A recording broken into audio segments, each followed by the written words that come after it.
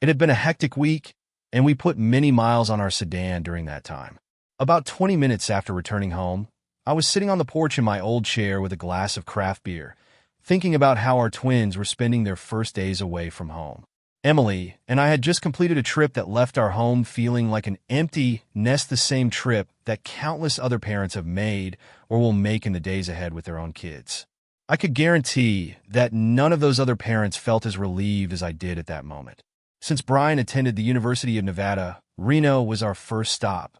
We were also able to leave our rented car there, which meant we no longer had to alternate driving. Our daughter, Megan, flew to Miami to be a Panther the next day, while we and her parents headed a few miles further south to Key West to enjoy a few days of sunbathing and beach time. The next 3 days were filled with more intimacy than we had ever experienced in our entire marriage. Emily was simply insatiable. Having children early when we were both just over 20 meant that we were now only 40 and still full of energy. On the way home, we made a short stop at a deserted roadside rest area where Emily did her best to prove to me that she had forgotten her underwear on purpose. Now, while I was lounging in a chair indulging in pleasant memories, Emily went upstairs to take a shower and get cleaned up. I was a little surprised when I heard the hairdryer turn on, which usually only happens when she is getting ready for work or preparing to go out somewhere. A few minutes after the whine of the hairdryer stopped, I heard Emily's steps and the clicking of her heels in the kitchen, another unusual sound since she usually walked around the house in rubber-soled slippers or simply barefoot. Before I could continue my lazy reflections on these unusual occurrences, she called out to me, "Nick, honey, could you come and sit with me for a minute? I need to talk to you about something. It won't take long." Emerging from my thoughts and from my chair, carrying my empty glass, I responded cheerfully, "I'm on my way, darling." Walking into the kitchen, I was amazed to see my wife sitting at the table, dressed in a fresh blouse and clean jeans, looking as great as ever. She poured me a freshly brewed mug of coffee and placed it in front of where she was sitting. Emily seemed focused and a little tense, and I was puzzled, not understanding what her smart look meant, so I slowly sat down in the chair that she obviously wanted me to sit on. "What's going on, Emily?" I asked warmly, taking possession of the cup and taking a sip of the strong hot drink. "I'm leaving you, Nick," she announced simply and calmly, picking up a large envelope made of thick paper. "I have divorce papers here for you to review and sign." She continued speaking, but I was numb with shock. My head buzzed, and I couldn't utter a word. A deafening blow from nowhere. I had never boxed, but in those seconds I felt like a boxer after taking a powerful uppercut and getting knocked down. Pushing the envelope with the documents onto my side of the table, Emily continued to hammer out monotone phrases, oblivious to the paralysis that had struck me. "All the terms of the divorce are in these papers. I don't expect anything from you. You can do whatever you want with all my things left in the house. All our savings have been divided, and bills paid as of today. I've canceled all joint credit cards and notified everyone who needed to know about my change of address. You can find out all other details from your lawyer. If you need anything from me, contact me only through my lawyer." Taking a breath, Emily continued in the same dispassionate, businesslike voice, "I also obtained a restraining order because I don't want to have any more contact with you after I leave. You'll also find it in this envelope. In addition, I changed my phone number and email address, and all my previous accounts are now closed." She didn't expect me to respond, and I couldn't utter a word. I just sat there like an idol and stared blankly at her. The almost untouched cup of coffee in front of me exuded light, disappearing steam, and was slowly cooling. "Please," she tapped her well-groomed, varnished nail on the tabletop in warning, "don't try to create any problems with the children by trying to extract any information from them. They are aware of what's happening and will not help you. The same applies to my parents."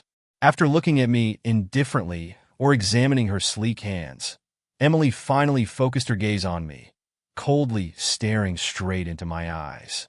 "I know, Nick, that you're going to ask about this, so we'll say it myself. I've been in a relationship with Greg for the past 10 years, and now I hope to turn my work husband into my real full-time husband. I loved you, Nick, but I love Greg more. He endured and waited long enough to earn the right to be with me.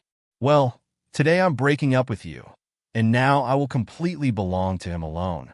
That's all. Goodbye, Nick."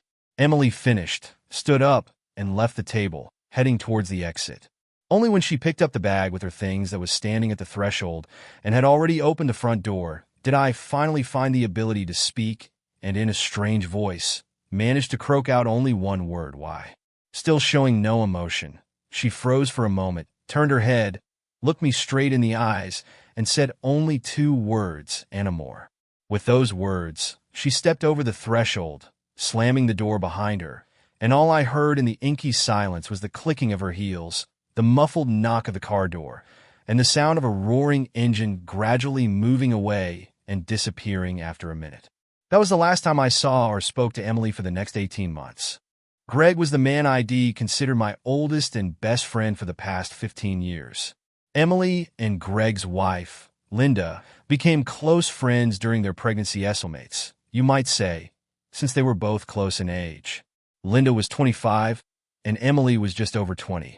Moreover, Cindy, the daughter of Greg and Linda, was born the day after our twins, which of course served as a clear sign of fate for both wives. This initial friendship grew into such closeness that they were inseparable, which naturally meant that we husbands were also together.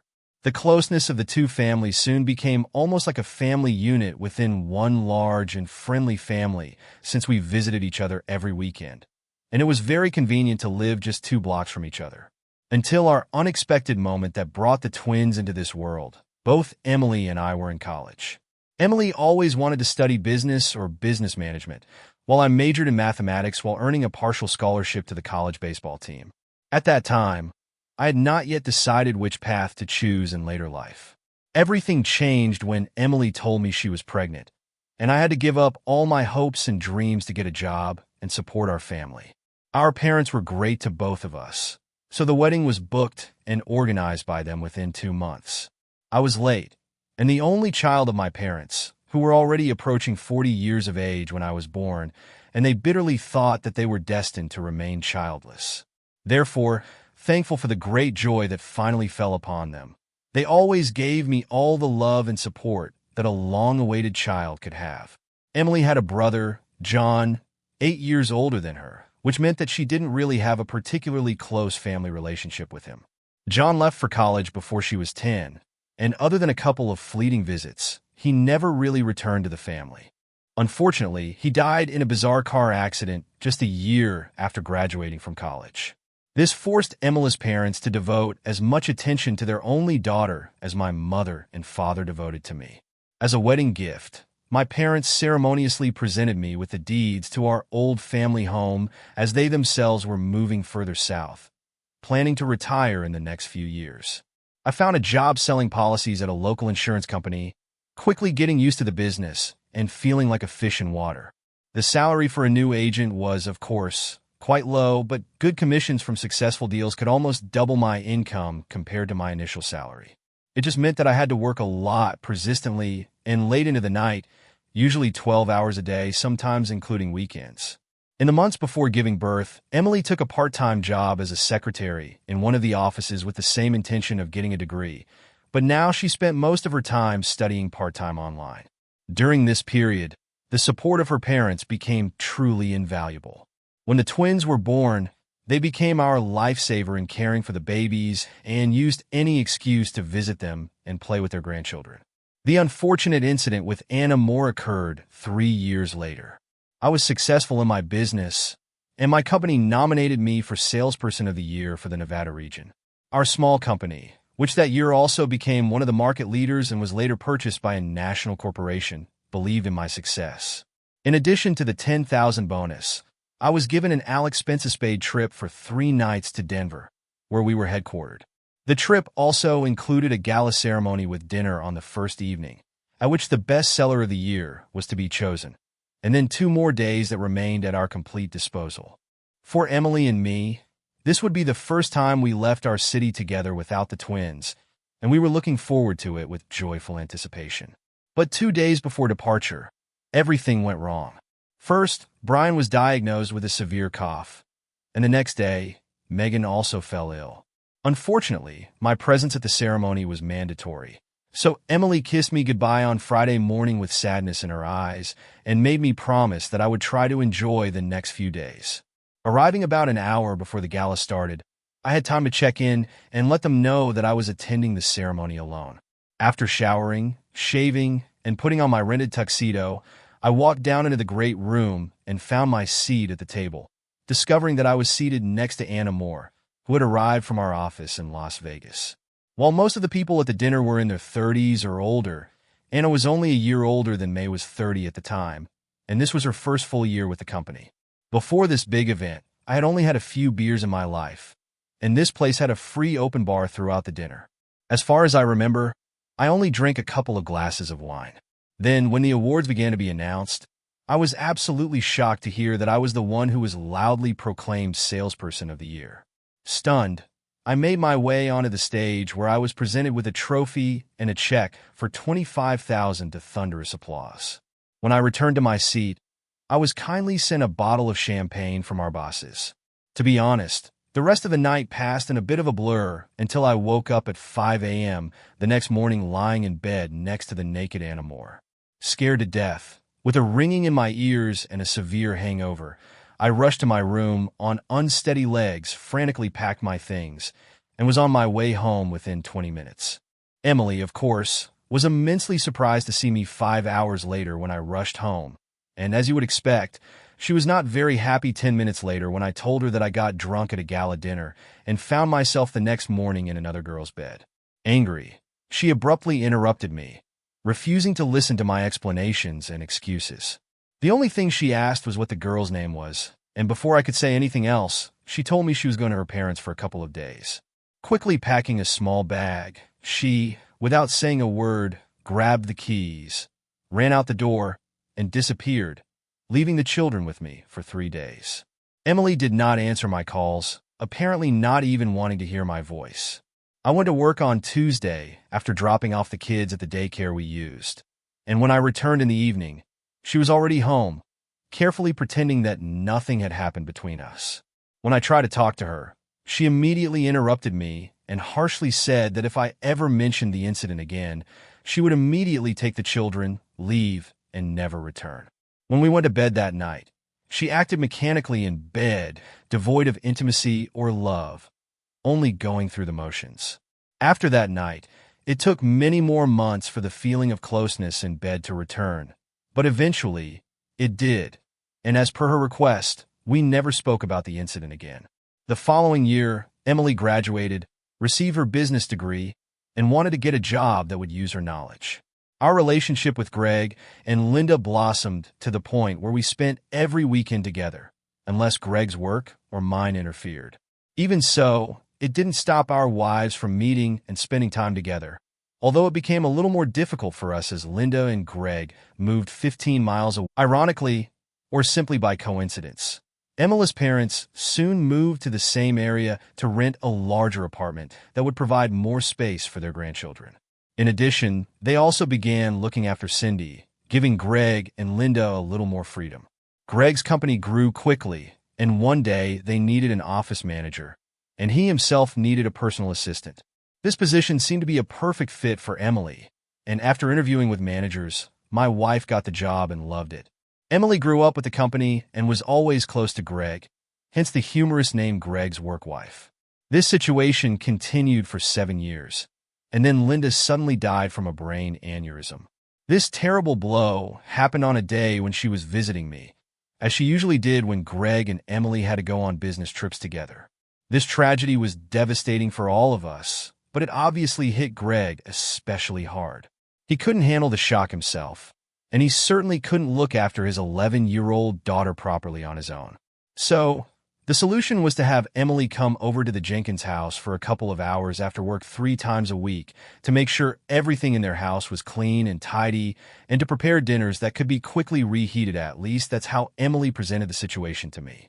18 months later, I was just leaving the garage with the last box of things to load into my truck when I paused for a second as I saw Emily's car pull into the driveway of the house. It was the first time she had returned since that memorable conversation in the kitchen during which she had so coldly thrown the divorce petition at me. At this point, of course, she was the last person I expected to see today. When she got out of the car, I greeted her. "Emily, aren't you violating the restraining order by being here?" I asked in an even and neutral tone. The ban ceased to apply on the day we divorced. She waved it off, playing with her key ring. How are you doing? I shrugged. Things are as they suit. I live in the present and dream of a bright future. Would you like some coffee? I threw over my shoulder, already returning to the house. That would be great, she replied, following me. By this time, there was nothing left in the house except a few boxes and a lonely dining table in the kitchen. All household appliances and one of the bedroom sets were left to the new owners. The sale of the rest of the furniture and other household items among neighbors and acquaintances carried out over the past couple of days was very successful. What was left over would soon be sent to the landfill. The son of one of my former work colleagues promised to do this for me the day before I handed over the keys to the new residents. His wife and her friend also volunteered to help me with the final cleaning and organizing of the rooms of the house, although I tried unsuccessfully to refuse. A lonely greeting card lay on the mantelpiece in the living room. Since I turned 42 a couple of days ago, my colleagues at the office gathered to send it to me with warm congratulations from all of them, as well as another card wishing great luck in the new place, which I had already packed with my luggage.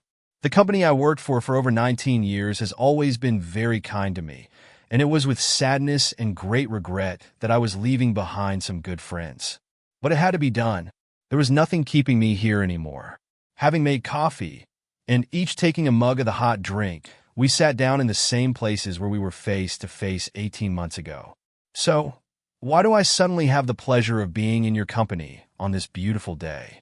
Having taken a sip, I asked with detached curiosity because I could not understand what prompted Emily to return here again after she abruptly and mercilessly cut off all the loose ends between us.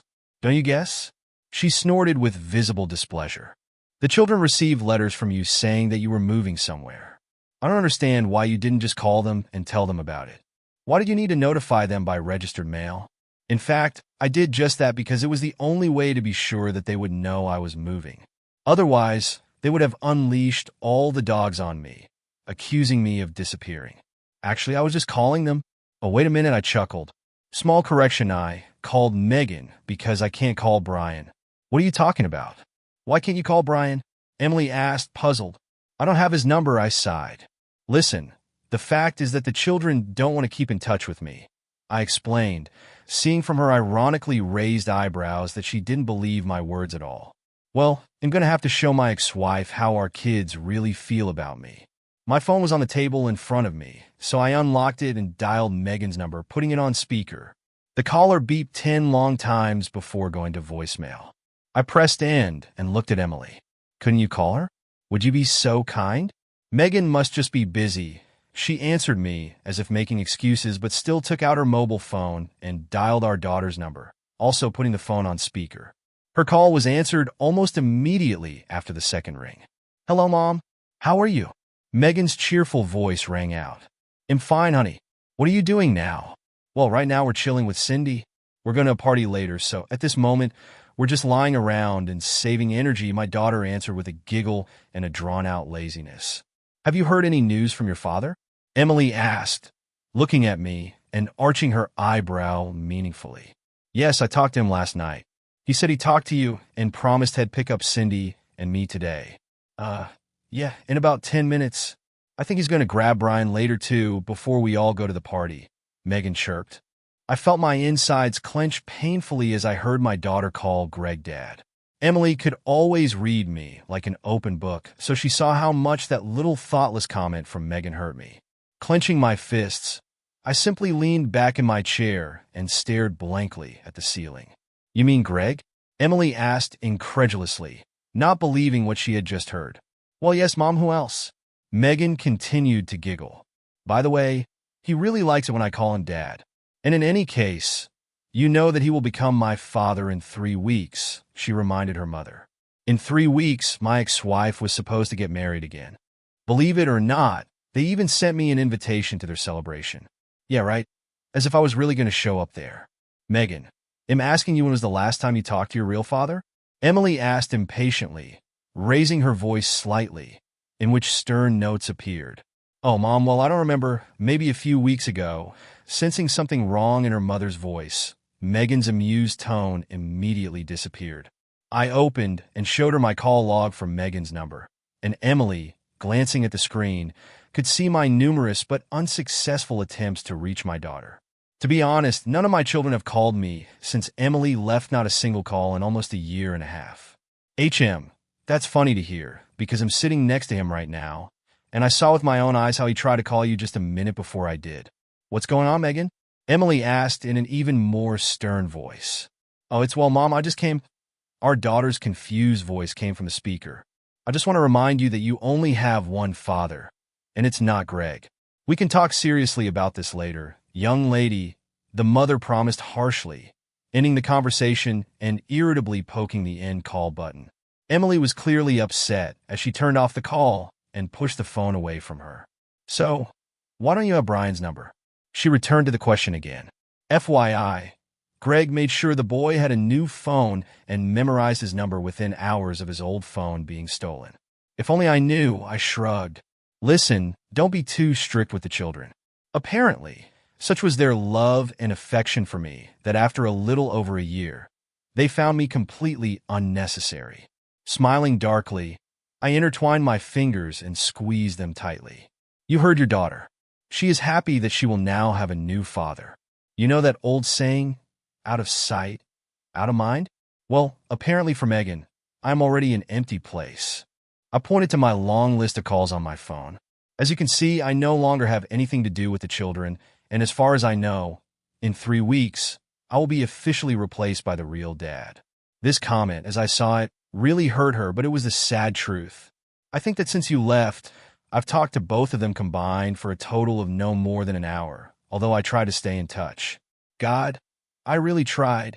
Remembering one of these typical moments, I smiled bitterly. The time I was able to get tickets to the Raiders game on opening day of the season, I was so pleased and happy. But when I called Brian with the news, he said he was too busy to have fun. I sighed and looked up at Emily's frozen figure opposite me. And later, I found out that he and Greg and a couple of other guys went to that very game, buying tickets at the last minute. Well, if that's what they want to do, I can't force them to do otherwise. We were silent for a few moments, lost in our thoughts, before Emily changed the subject with a quiet cough. So, you're moving out of here to be closer to your parents? Not really. I have to leave so I can look after my mother now. She needs constant care and attention. Oh my God, did something happen to her? How does your father deal with this? You never told me anything that she had any problems, she exclaimed, her eyes sparkling with tears. Well, at least Emily really loved my parents. Mom has a late stage of Alzheimer's disease. This is very bad because she doesn't remember anything at all 90 of the time. As for Dad, we buried him a little over 3 weeks ago. The hospital said he had a heart attack, although personally, I think his heart was broken and Dad left because he was suffering too much from disappointment and pain. Oh no, my ex-wife burst into tears and, through her sobs, asked, "How do you know it was a broken heart, and why didn't you call us?" Of course, I called. I objected tiredly. And to tell you the truth, that was the last time I talked to Megan. Yeah, it was the day after Thanksgiving. That's when I found out that Brian had a new number, and our conversation with Megan lasted no more than a minute. Without even trying to listen to what I wanted to tell her, she hastily blurted out that she was incredibly busy and would call me back soon. It's a pity that neither that day nor a week later did my daughter ever call me back. I myself called her every day for a couple of weeks until I finally understood what the reason was. Ironically, although my kids blocked me on Facebook, they didn't block my dad. I later found out that when Megan told me she was very busy, it was because she was going to the Black Friday sale that day with you and Grandma Jenkins. I said sarcastically, using my air quotes. As for how I know that my father died of a broken heart, that's easy. I never told my parents about our divorce. Yes, I was going to do it sooner or later, but I never could, I admitted, looking away and feeling tears welling up in my eyes. Brushing them away with the back of my hand, I took a deep breath and continued. When you left, I went to them the next weekend to talk about what happened between us face-to-face. When I got there, I discovered how bad my mother's condition had become. Dad had told me before how forgetful she was sometimes, but since I last saw them the Christmas before last, her condition had seriously deteriorated. You obviously never knew about this because not once in the last 3 years have you been able to go with me to their place when I took the children there. I could not resist directly hinting at those compelling reasons that, as we now both knew well, prevented Emily from accompanying me and the children every time. Because of my mother's illness, I could not have the righto bring this news to both of them then, and every week it became more and more difficult to do this anyway. On Thanksgiving Day, after we had finished the holiday dinner and put Mom to rest, Dad began asking me questions persistently because he had not heard anything from you or the children for over a year. So I had to tell him the truth about our breakup and your leaving me. Emily, tense as a string, sat opposite me, placing her sharp elbows on the table and covering her mouth with both palms only eyes shining with tears and trembling eyelashes lived on her pale face. In the morning, I found my father in his favorite chair. I dully continued my sad story. He was sitting, leaning back, and clutching our family photograph in his hands, the same sunny one in which all four of us laugh and fool around. It was still wet from his tears. So yeah, Emily, our divorce broke his heart. You know, Mom and Dad were married for 52 years. He was a man of the old school, and of course, hoped that you and I would be together until our death. I could no longer hold back the tears that continued to draw wet paths down my cheeks as I once again relived that dark day. Rising sharply from the table, I turned to the window and stared at the pale blue sky with rare clouds floating across it. Emily's sniffles and quiet sobs could be heard behind me. Resting my aching forehead against the cool glass, a minute later, without turning around, I spoke quietly again. It was at the funeral that I suddenly realized how much I'm alone in this world. The only people present at my farewell to Dad were me, the chaplain, and a couple of their neighbors. Nobody else came. I couldn't even bring my mother to the funeral because she wouldn't even be able to understand what was happening. Only a week or two after the funeral, when my mother had recovered sufficiently, did I dare to tell her that my father was no longer with us. But I still can't stand the pain it causes her every time she hears and realizes it. So now, when Mom asks about him, I just say that he went out for a while and will be back soon. Emily was already sobbing unashamedly, but I had no more tears left to cry.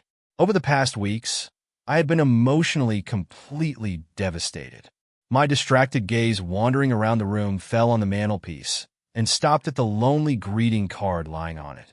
Emily, raising her red tear-stained eyes, followed my gaze and obviously noticed what I was looking at. I continued in the same neutral, distant, and seemingly alien voice. You know, maybe I'm lonely and even my mother doesn't recognize me now, but I owe her a huge debt just for bringing me into this world. So yes, I am packing everything here so that I can be there to look after her for however long she is left in this world. Finally, I turned to my ex-wife and stood up straight, crossing my arms over my chest. A bitter grimace of sarcasm permeated my last words to the one I loved so much for many years while we were together. It's amazing, isn't it? What were the consequences of your actions, and how many people did it affect? You destroyed our marriage, you destroyed my relationship with my children, and on top of that, you destroyed my family. I finished the story, letting out the anger and poisonous accusations in my voice that I promised myself not to show, but I just couldn't do anything about it. Don't you dare blame all this on me, Emily jumped up in response. Unlike you, Greg is devoted to me. And do not forget that you cheated on me with Anna Moore. Jumping up from her seat and instantly blushing, she pointed her finger in my direction with indignation. I'm sure she didn't expect that in response to the accusation thrown right in my face, I would start laughing, and not just laughing, but really bursting into laughter to the point of tears in my eyes. Oh yes, of course, I replied, barely catching my breath.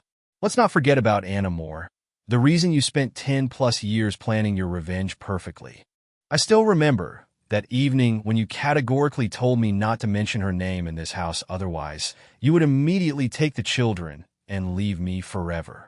Emily raised her chin arrogantly and defiantly crossed her arms over her chest, continuing to look at me defiantly. Well, Emily, now that you have, despite everything, carried out all your threats, I believe that this train has already left. But I still want you to hear this once, and for Allie never touched Anna Moore. Having shouted these words, I immediately felt great relief. Looking into Emily's eyes, widened with shock and flashing confusion, frozen in place. As soon as I threw off the many years of understatement, a feeling of lightness descended on me, and I continued in a slightly calmer voice. When I woke up early in the morning in her bed, I was still wearing the same tuxedo I was wearing the night before. Nothing ever happened between us. Seriously? Do you really think that I will believe this fairy tale? Emily spat back at me with poisonous sarcasm. Of course, I expect you to believe me. Why? Yes, if only because I have never lied to you before. And of course, I especially have no reason to lie to you now, when everything between us is over for a long time. I answered her more restrainedly, regaining my composure. I don't give a damn. Talk what you want. She snorted, casually dismissive and sounding more like Megan than the adult woman I was married to. For some reason, her indifferent response angered me. I could still see that she didn't believe what I was saying, but for some reason, it was important to me that she did. I grabbed my phone, put it on speaker, and called my old office, motioning for Emily to sit still and not interfere. After just a couple of rings, Jane, the receptionist, quickly answered. Hello, Jane. This is Nick Roberts.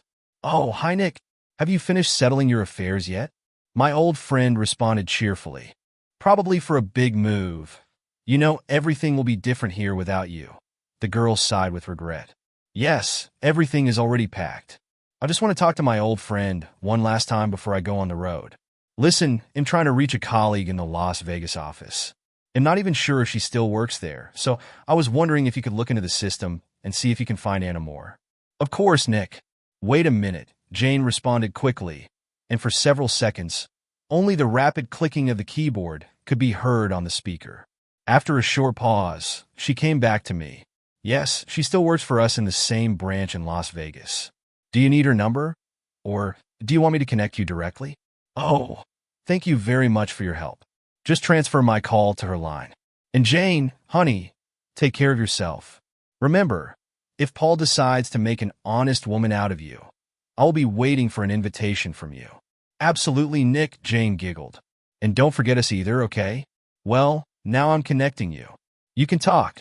Listening to our casual conversation, Emily frowned, but now watched me with intent eyes.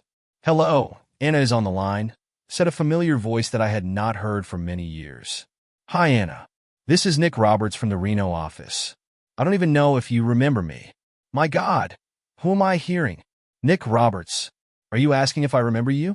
Damn, I've been dreaming about you for so many years, the very man I wanted but never got. And suddenly he calls me? Well, Anna answered laughing. How the hell are you doing? She asked, but without waiting for an answer, she chatted on. It must be some kind of telepathy, because you won't believe it, but just recently I was thinking about you. It's been how long? Yes, it must be 12 years since you and I spoke at that very gala reception where we met, remember? I then saw you several more times at other ceremonies. But alas, I never got another chance to make up for lost time. But you yourself know how intense all these crowded events, important meetings, conversations, and other fuss were. Of course, I remember how we first met then in Denver. I finally managed to wedge myself into her chatter. Actually, it was 12 years ago, although I must admit, apart from the award ceremony itself, I don't remember much from that night. I admitted to her, chuckling. Oh, Nick, you were so funny that evening. You could hear her smiling in her voice when she said these words. What do you even remember? Well, I remember how after my clumsy thank you speech, I left the stage, and then it seems we were still drinking champagne at the table. But I honestly admit, from that moment, everything in my memory became a little blurry. I can only say that this was the first and last time in my life when I got so drunk. I admitted, embarrassedly. Anna's loud, boisterous laughter came through the phone speakers. Yes, damn it. By the end of the evening, you were pretty good, although in my opinion, you didn't drink that much compared to the others. Hey, Nick, do you want frankness for frankness? She teased me with a sly voice. Well, hit me, Miss Moore, with your frankness. It's interesting, I played along with my former colleague. I must admit that I had my eye on you that evening, although I knew that I had serious competition from all those unmarried ladies who gathered there that evening. Well, yes, of course, a tall, dark-haired, attractive guy built just like you looked like a pot of honey with excited bees hovering around him. Ah, Anna laughed infectiously again. I joined her, glancing sideways at Emily, who, listening to Anna's babbling revelations, pursed her lips in hostility, twisting them into a rather sour grin. When I dragged you to dance, then quite by accident, I swear I slid my hand there below and felt how big and hard you are. If it's getting a little hot here. Yeah. And then I almost fainted because of it. True, being called Emily all evening was a little unpleasant, but at least it showed me how much you loved your wife. After Anna's words, Emily's expression changed sharply, and now she even seemed to turn a little pale. Around 11, you once again muttered, "Emily dear," and then just passed out in your chair. When the party ended after midnight, and everyone went to their rooms, you were still there in the hall. So, I asked the night porter to help me drag you to bed. Hey, yes, I definitely didn't remember all this, so I listened with interest to Anna's story about that night, which became the starting point of no return in our story with Emily. The big problem was that no one knew which room you were staying in, and the hotel computers were already disconnected from the network, as they said a program update was carried out at night, or something like that. I didn't really delve into it. The point is that these door key cards are all the same, and it doesn't say what number they are from. In general, the only reasonable solution at that time was to put you in my room. And believe me, this in itself turned out to be a difficult task for such a big guy as you were, and even barely moving your own. There was a pause on the phone, only some slight rustling was heard on the speakers. After a few seconds, Anna spoke again. Sorry, I took a couple of sips of water, but while I was chatting with you, I got a fever and my throat was dry with all these memories, she admitted with a laugh. So, where did I stop there? Oh yes, you finally ended up in my room. Well, I have to admit that at that moment, I was ready to get a little naughty, she said in a rather embarrassed voice. I already said that I accidentally felt your, unit when the receptionist and I were trying to drag you onto the bed. It was just a casual touch, but I immediately realized that you were not only tall but also something of a decent size. Well, you know what I mean, she laughed into the phone again. To my regret, you almost passed out while we were dragging you into the room, and then you immediately collapsed on the bed, muttering something inaudibly. You know, even though I wanted you, and aside, but doing something with an almost insensitive body is, in my opinion, is somehow piggish and generally not in my rules. Be that as it may, I myself was a little drunk that night and very excited. So I stripped naked and lay down next to you, hoping that when you open your eyes and see me, it will surely seduce you. Well, she sighed involuntarily again. It's obvious that this trick of mine never worked because when I woke up in the morning, there was already no trace of you, and no one there saw you until the end of the weekend, no matter how much I asked. So all I can say, Nick, is that your wife must be a very lucky woman. Emily, her eyes widening in shock, covered her mouth with both palms, and the enormous scale of what she had done struck her like thunder. I honestly admit that at that moment, I did not have any sympathy for my ex-wife because the root cause of the entire disaster of our marriage was her own hasty actions and arrogance. The quiet, cold-blooded planning and years of calculated scheming aimed only at getting revenge on me proved that I did not actually know the real Emily. Oh, about that, I responded. Now she's already my ex-wife, and if I then knew what I know now, I think I would have agreed to your tempting offer, I answered Anna, chuckling. She laughed loudly. Well, honey, you're about 7 years too late. If you were hoping to restore a connection now, I'm a very happy married woman with 2 wonderful children. I continue to use the last name more in the office because all my clients know it and are used to it. Well, actually officially am Anna Roberts. I met Robert 8 years ago, and he was the first after you who managed to find a way to my heart.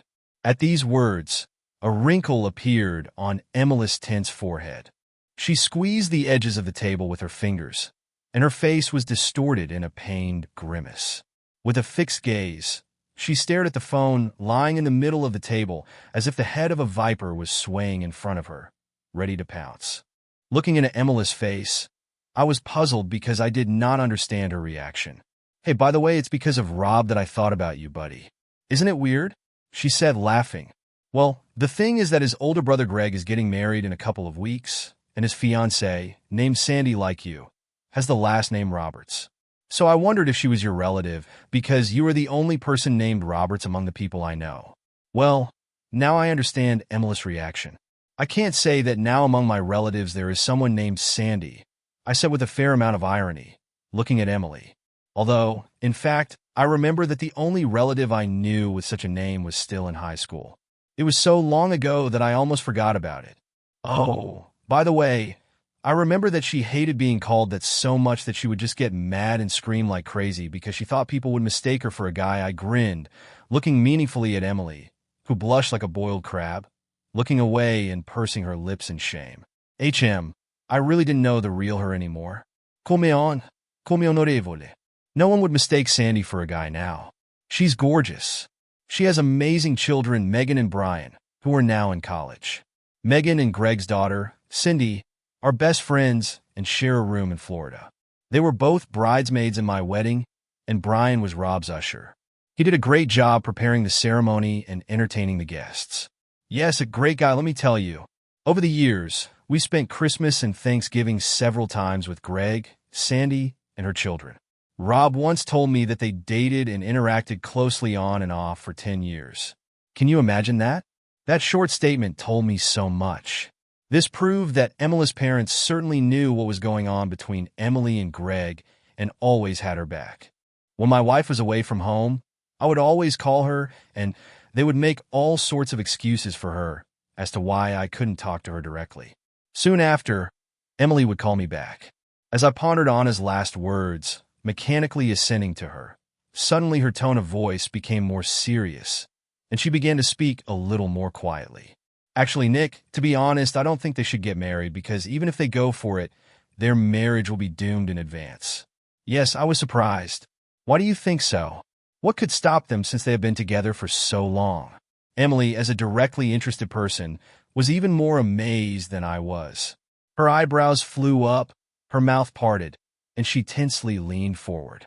Lord, Nick, because they are both serial cheaters. I mean, Greg also cheated on his first wife, Linda, with Sandy. I don't know how much less why he did it because Linda, I assure you, was also stunning, although I never actually met her, but I saw her photographs. Anyway, Sandy and I had a candid conversation about this one day, and she told me that her husband and children understand that she has a husband at work and a husband at home. She said that she divided her time between the two of them while her house husband had something similar with the woman he worked with. Can you imagine such a relationship? Yeah, I mumbled, unsuccessfully trying to catch Emily's stubbornly elusive gaze, who was looking anywhere but into my eyes. A ripe beet could envy the deep brightness of the color of her cheeks, neck, and even part of her chest, which was now heaving intermittently. I made sure to make it clear to Rob that I would not hesitate to rip out his belongings if he ever even thought about such a thing. Anna shared with me her uncompromisingness in this matter with threatening confidence. And then she simply and unpretentiously detonated a bomb, dropping a damaging weapon directly on my ex's head, although Anna herself did not even suspect it. Well, Greg still has someone on his side, despite his relationship with Sandy. This is kind of his thing. I think that this dog always had an alternate airfield, she snorted. His current girlfriend's name is Tilly, and he sees her every time he's in Chicago.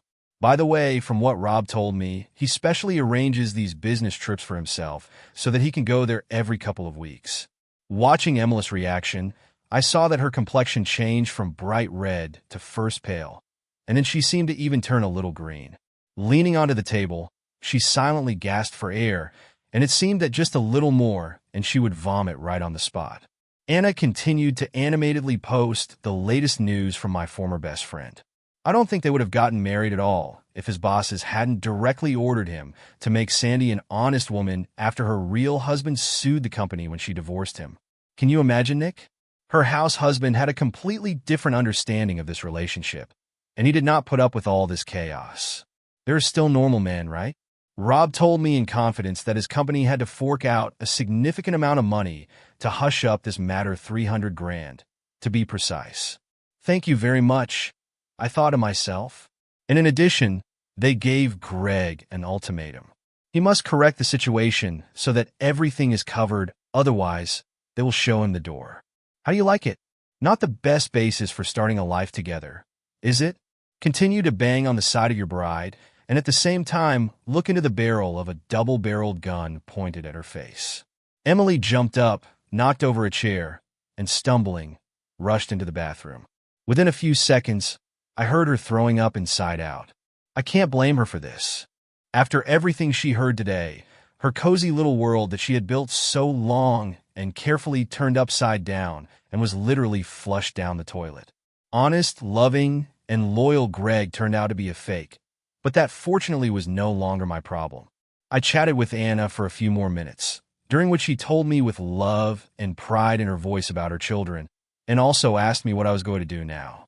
I told her that on the recommendation of my former company, I was already applying for a job in a branch of an insurance company whose office was located not far from my mother's house. True, instead of the usual insurance sales, I was offered to investigate suspicious insurance cases. And for me, this was a very interesting area and a new challenge in my career. The money would not be the same as what I earned before, but it would still more than cover my needs. Among other things, my new position came with a personal office and a personal assistant. So in terms of work, I was back on the horse and looking to the future with cautious optimism. Emily returned, exhausted, clutching the walls as I ended my conversation with Anna, exchanging numbers and promising to keep in touch from time to time. After saying goodbye to Anna and pressing the end button, I looked at Emily. My ex-wife was clearly not in the best shape. Her face was wet, pale, and miserable, and most of her expertly applied makeup was either smudged or simply disappeared. Now Emily looked as if she had aged many years in just 15 minutes. "I'm so sorry, Nick," she sobbed, collapsing powerlessly into a chair and dropping her head on her outstretched arms. This time I really believed her. "Me too. Emily, me too. Listen, I don't have time right now. I need to follow the tracks of one type while they are still fresh, so by morning I should be in Dallas," I answered, glancing briefly at my watch.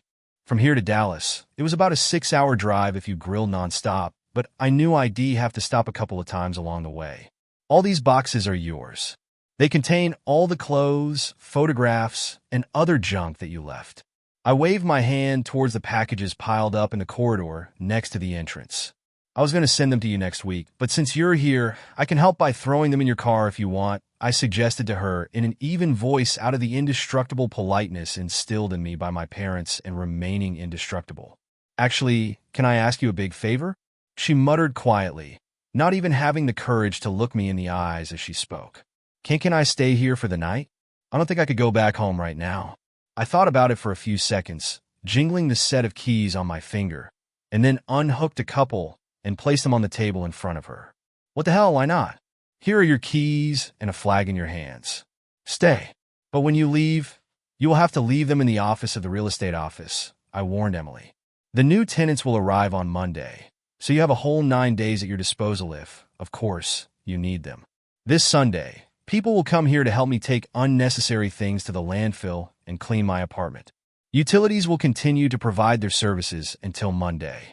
Finally, I looked around the room again and mentally slapped myself on the forehead.